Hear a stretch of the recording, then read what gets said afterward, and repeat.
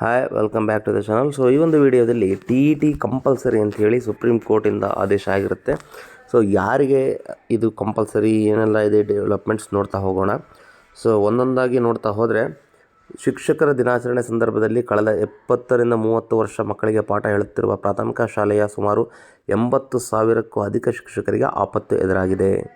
ಏನಿದು ಅಂದರೆ, ಶಿಕ್ಷಕರ ಸೇವೆಯಲ್ಲಿ ಮುಂದುವರಿಸಲು ಸೇವಾ ಬಡ್ತಿ, ಏನು ಪ್ರಮೋಷನ್ ಅಂತ ಕರಿತೀವಿ, ಇದನ್ನು ಆಗಬೇಕು ಅಂದರೆ ಕಂಪಲ್ಸರಿ TET ಪಾಸ್ ಆಗಿರಬೇಕು ಅಂತ ಸುಪ್ರೀಂ ಕೋರ್ಟ್ ಆದೇಶ ನೀಡಿದೆ. ಸೊ TET ಜಾರಿಗೂ ಮುನ್ನ ನೇಮಕಾತಿ ಹೊಂದಿದವರಿಗೂ ಈ ನಿಯಮ ಅನ್ವಯಿಸಲಿದೆ ಅಂತ ಸ್ಪಷ್ಟಪಡಿಸಿದೆ. ಹಾಗಾಗಿ ಶಿಕ್ಷಕರ ಆಕಾಂಕ್ಷಿಗಳಿಗೆ ಮಾತ್ರವಲ್ಲದೆ ಸೇವೆಯಲ್ಲಿರುವವರು ಕೂಡ TET ಉತ್ತೀರ್ಣರಾಗುವುದು ಅನಿವಾರ್ಯವಾಗಿದೆ, ಕಂಪಲ್ಸರಿ ಆಗಿದೆ. ಸೊ TET ಕಂಪಲ್ಸರಿ, ಎಲ್ಲರೂ ಇದನ್ನು ಬರೀಲೇಬೇಕು. ಶಿಕ್ಷಕ ವೃತ್ತಿಗೆ ಒಳಗೆ ಹೋಗೋರು ಪ್ಲಸ್ ಆಲ್ರೆಡಿ ಇರೋರು, ಪ್ರಮೋಷನ್ ಬೇಕಂದವರು. ಪ್ರಮೋಷನ್ ಬೇಡ ಅಂದರೆ you need not to write. Promotion ಬೇಕಂದರೆ ಕಂಪಲ್ಸರಿ ಇರಲೇಬೇಕು. ಓನ್ಲಿ ಎಕ್ಸ್ಪೀರಿಯನ್ಸಿಂದ ಕೊಡೋದಿಲ್ಲ.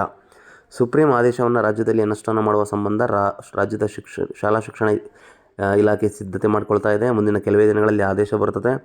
ಹಾಗಾಗಿ ಈಗ ಹಿರಿಯ ಶಿಕ್ಷಕರಿಗೆ ಇದು ಬಹಳ ಸಮಸ್ಯೆ ಆಗುತ್ತೆ. ಇನ್ನು ಒಂದು 3 ವರ್ಷ 4 ವರ್ಷ ರಿಟೈರ್ಡ್ ಇರ್ತಕ್ಕಂಥವ್ರು ಕೂಡ ಇದನ್ನು ಪರೀಕ್ಷೆಯನ್ನು ಬರೆದು ಪಾಸಾದರೆ ಮಾತ್ರ ಅವರಿಗೆ ಪ್ರಮೋಷನ್ ಸಿಗ್ತಕ್ಕಂಥ ಎಲ್ಲ ಸಾಧ್ಯತೆಗಳಿದ್ದಾವೆ. ಹಾಗಾಗಿ ಕಮಿಷನರ್ ಏನು ಹೇಳ್ತಾ ಇದ್ದಾರೆ, ಸುಪ್ರೀಂ ಕೋರ್ಟ್ ಆದೇಶ ನೀಡಿದ ಮೇಲೆ ಅದನ್ನು ಪಾಲನೆ ಮಾಡಲೇಬೇಕಾಗುತ್ತೆ. ಹಾಗಾಗಿ ಈ ಸಂಬಂಧ ರಾಜ್ಯದಲ್ಲಿ ಆದೇಶನ ಪಾಲನೆ ಮಾಡಲಾಗುತ್ತೆ. ಯಾರೆಲ್ಲ ಶಿಕ್ಷಕರು ಈ ವ್ಯಾಪ್ತಿಗೆ ಬರಲಿದ್ದಾರೆ ಎಂಬುದನ್ನು ತಿಳಿದು ಶೀಘ್ರವೇ ಆದೇಶ ಹೊರಡಿಸಲಾಗುತ್ತೆ. ಪ್ರಾಥಮಿಕ ಶಾಲೆಗೆ ಮಂಜೂರಾದ ಹುದ್ದೆ 1,88,000, ಭರ್ತಿಯಾದದ್ದು 1,38,000, ಖಾಲಿ ಇನ್ನು 50,000 ಪೋಸ್ಟ್ ಇದ್ದಾವೆ. ಓಕೆ, ಸೊ ತಮ್ಮೆಲ್ಲರಿಗೂ ಗೊತ್ತಿರೋ ಹಾಗೆ 80,000 ರಿಕ್ರೂಟ್ಮೆಂಟ್ ನಡೆಯುತ್ತೆ. ಶಿಕ್ಷಣ ಇಲಾಖೆಗೆ ಮಾತ್ರ ಅಲ್ಲ, ಎಲ್ಲದೂ ಸೇರಿ. ಸೊ ಇದರಲ್ಲಿ ಒಂದು 10,000 20,000 ಶಿಕ್ಷಣ ಇಲಾಖೆಗೆ ನೋಡಿದ್ರು ಕೂಡ ರಿಕ್ರೂಟ್ಮೆಂಟ್ ಪ್ರೊಸೆಸ್ ಕೂಡ ನಡೆಯುತ್ತೆ. Start reading for the TET CET ಅಂತ ಹೇಳ್ತಾ ಮಾಹಿತಿಯನ್ನು ಮುಗಿಸ್ತಿದ್ದೇನೆ.